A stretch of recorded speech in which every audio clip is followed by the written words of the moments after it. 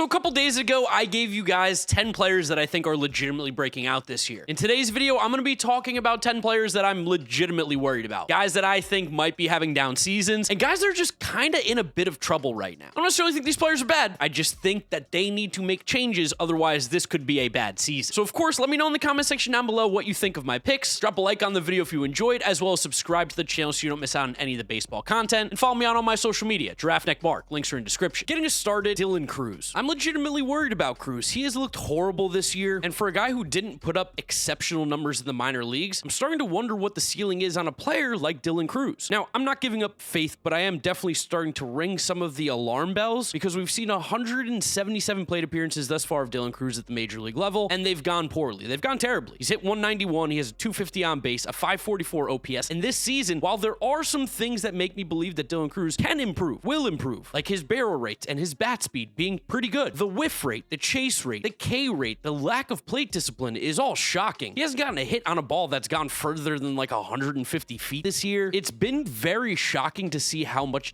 Cruz has struggled at the major league level. It's getting to the point right now where I don't know how much good it's doing the Nationals and Cruz to be at the major league level currently this season. He might need to be sent down. He might have some things to work on, because what we're seeing at this exact moment in Washington for Cruz is just not the player that we've seen prior, and not that former number 2 overall pick that we were expecting. He's definitely hit a snag. On the completely opposite end of the spectrum, we have an older player up next, Marcus Semien of the Texas Rangers. To put it bluntly, I think Marcus Semien might just be getting old right in front of our eyes. There's a lot of things in his game right now that are signaling that father time is catching up a little bit. The fact that Marcus Semien's not hitting the ball very hard. The fact that his bat speed is super low. He's never been a high bat speed guy, but it has dropped down a bit already. The barrel rates are low. The expected numbers are low. The hard hit rate's low. Just everything on a year-to-year basis is just getting a little bit worse for Marcus Semien, and it's fair. He's 34, going to be 35. You expect a player like this to slow down at some point. I just didn't know it was going to happen this quickly. And the thing that really shows me is just that so far this season, on sinkers, on sliders, on sweepers, on cutters, he's just not able to differentiate between the two, and he's not able to hit those pitches hard. He's still hitting the fastball pretty well, so it's not over yet, but I think we're starting to see this decline now of Marcus Semien, which makes sense at 34. Another player that's a little bit up there in age, sneaky, Chris Sale of the Atlanta Braves. Now, I don't think Chris Sale is going to be a bad pitcher by any means. I don't think that there's any alarm bells right now, but I do think that it is more of a problem for the Braves than it is for Chris Sale himself. I don't think Chris Sale is going to be able to replicate that Cy Young season he had last year. I don't know if he's going to be an arm that you can rely on to be one of those frontline starters right now for the Braves in 2025. While the chase rate and the walk rates are still great, and he's still getting strikeouts, the fastball velo is way down. Over a full mile-and-a-half-hour lower on the four-seam than it was last year. We know Sale has always had injury issues. We know he had the back issue to end the season. He's 36 years old, guys. I think relying on Chris Sale for 170 to 200 innings this year is just simply unrealistic. So that's why this is a guy I'm starting to worry about, is I don't know how many innings he has in that arm this season. The quality is still relatively good, but people are taking better at bats, barreling up the baseball a little bit more, and the velocity is just a little bit down from the previous year. That to me is a little bit worrisome. Next up, we've got Boston Red Sox first baseman Tristan Casas. I don't know what's going on with Tristan Casas, but the numbers early on in the season are very concerning. I mean, he's been a terrible hitter for the Red Sox this year. He only has 1 homer and 55 plate appearances. He's hitting 176, 236 on base, 530 OPS. The bat speed is still great, so that's a good sign for him, but maybe there's something mentally going on. I don't know. When Casas was at his best, he was never a guy chasing out of the zone. He was able to square up the ball at elite rates, high barrel numbers, which he still kind of has early on in the season, but right now the plate discipline has been thrown out the window. Casas is chasing way more than he ever has, swinging and missing more than he ever has, whiffing more than he has, striking out, walking less. The hard hit rate is way down. The average XVO, like, he's just not really getting good, consistent quality contact, and you can see that in his squared up rate. He's still young, and I think that it would be crazy to give up hope on a guy like Tristan Casas, but with those trade rumors this offseason, with the Red Sox having a lot of pressure to be a good team right now, it feels like maybe Tristan Casas is getting off to a little bit of a shakier start than a lot of people, including himself, would have expected. Speaking of a guy with unbelievable pressure this year, Roki Sasaki of the Los Angeles Dodgers. I think right now there's legitimate concern about Roki Sasaki. He came over from Japan. A lot of people were hyping him up as he was going to be a frontline ace, top 10 pitcher in Major League Baseball as soon as he stepped foot on a mound. And that's just not the case. While Roki throws hard, average four-seam fastball at 97 miles an hour, and he has great extension, he cannot generate whiffs at a pretty sustainable rate. Nobody is chasing. I mean, he's essentially a two-pitch pitcher. That slider is just not very good this season. He's walking a ton of guys. The command issues are prevalent. It feels like Roki Sasaki might even get sent down at some point point in the season. Now, yes, you're going to say he has a 3.2 ERA. That's not a problem. His whip's 1.7. He's walking 20% of the batters he's facing, striking out under 20%. That is terrible. The whiff rates are low. The chase rates, again, nobody is chasing. But because he throws 97 and because that splitter is amazing, he is still going to be a good pitcher. He needs to develop a third pitch. He needs to get command. Otherwise, you're never going to see Roki Sasaki hit that true ceiling that we thought he had. I by no means think Roki stinks. And this is by no means me saying that he's a bust. But right now, Roki Sasaki is not a guy that can give you reliable big innings for the Los Angeles Dodgers. Still a lot of time left in the season, though. And if there's anyone who's going to fix him, it is the Dodgers. For the sixth player in today's video, I'm a little bit concerned about. That's going to be Michael Toglia of the Colorado Rockies. Toglia was a prospect that admittedly I wasn't too high on, and I was a bit surprised at how well he performed in 2024. He had a great season, 25 homers, 767 OPS. He was showing the ability to be a major league player. But right now, we are seeing the concerns that people have had with Toglia magnified to a pretty large level. He was always a guy who was going to chase. He was always a guy who was going to have crazy whiff rates and strike out a ton. But he showed some patience last year that really gave some people some hope. This year, he's striking out 44% of the time, which is astronomically high. It's unsustainable. He's whiffing on over 40% of his swings. He's walking under 4%. The barrel rates are not particularly great. The plate discipline, the swing decisions, it's just a lot of issues right now for Toglia that make me think he just kind of needs to rework the way he's attacking his at-bats, because this current plan is just not working. It is unsustainable, and while he is strong and has great bat speed and can hit a ton of home runs and plays in Coors, it is unlikely that a guy who is striking out 40% of the time, walking under 4%, and whiffing on almost half of the swings he takes just can't be a productive major league player consistently. Oh man, my boy Lou Bob, Luis Robert, man. Oh, come on, dude. How is he not one of the best players in baseball? Well, I can tell you why. Part of the reason is he plays for the Chicago White Sox, and he definitely mentally checks out with that team, especially with how bad they've been. But talent-wise, athleticism-wise, it's all there. His bat speed's elite. He's an incredible fielder. He's super fast. He barrels up the baseball when he hits it. But he has a ton of uncompetitive at-bats. He seems disinterested at times, and he has literally no help on that roster. I've seen some rumors that the Dodgers might be interested in Luis Robert in a James Outman trade, and I can't even believe that's real. That's my worst nightmare, because I know as soon as he gets to a winning team, he's going to be amazing. But right now, I'm just genuinely concerned about where Luis Robert's head's at, because when he turns it on, the dude is a stud. But it seems like he's having a very difficult time locking in, giving 100% effort, and trying to ball out even on a horrendous Chicago White Sox team. So that's why I'm worried about him. Maybe he's not as good as I think. Maybe he's not that dog, but my gosh, he could be so good. He should be so good. Hate to double up on the Red Sox here, but I've got another player that's concerning me, Tanner Houck. Last year was a career season, a breakout year, 180 innings, 3.12 ERA, a whip at 1.14. He was a legitimate Cy Young candidate. This year, he's been horrendous. 16 innings, a 4 ERA, a whip at 1.4, and again, you look at the Baseball Savant page, and it looks horrendous. A lot of red last year. This year, he does not currently have a single percentile ranking in the red, which is bad. Now, the fastball velo is up, but he's not throwing the four seam as much. You look across the board, the whiff rate is down, the K rate is down, the walk rate is up. He's getting barreled more. They're hitting the ball harder. He's getting way less ground balls. He's also not getting any chases right now, which is concerning. That sinker is not really pairing up well off that sweeper, and that was a huge reason why Houck was able to be successful last year. That sinker-sweeper combo was devastating to right-handed batters, but he's having a lot of issues with lefties. No one's chasing the split finger right now. It's just very obvious when it's coming, and they're barreling up the sinker. There's just no way around it. Tanner Houck has to be better, and to be honest, he probably outperformed where he should have been last year. Combine these two seasons together, Tanner Houck is closer to a 4 ERA pitcher than he was a 3 or a 2. I was just hoping I would see him take another step forward this year and really prove he's that frontline guy. A lot of time left still, but I don't like what I'm seeing thus far. 14% K rate is shockingly low. For the Cincinnati Reds, Christian Encarnacion Strand.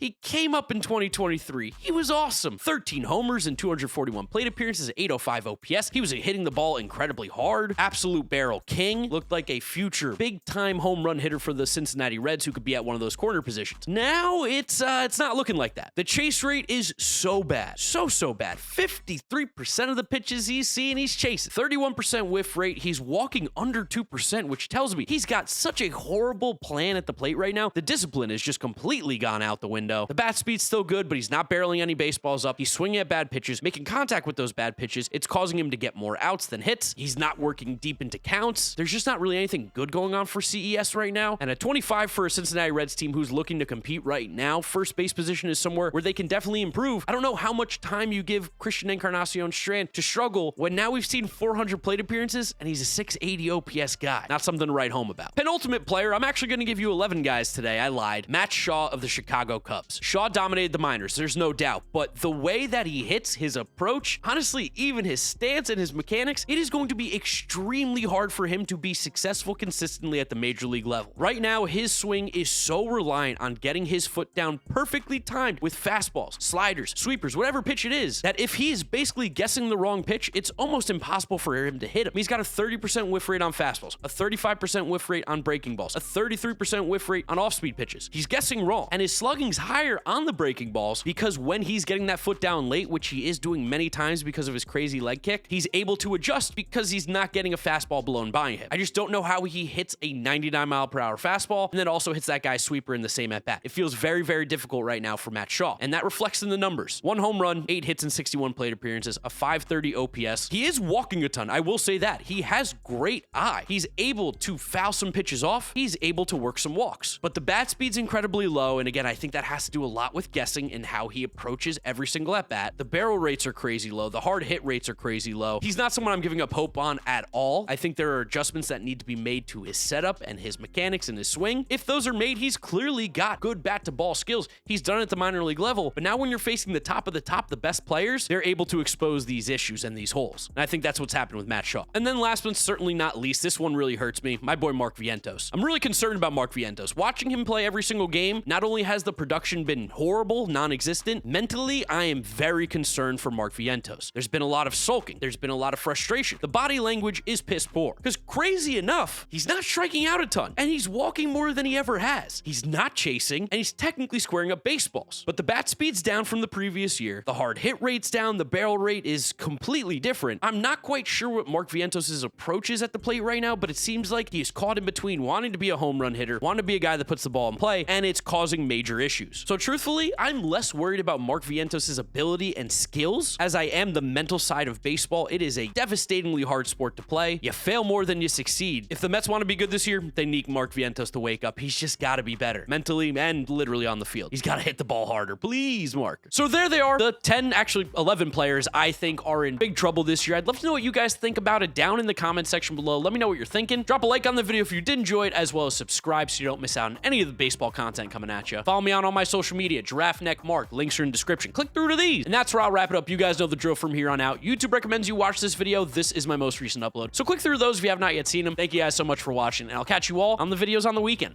Bye.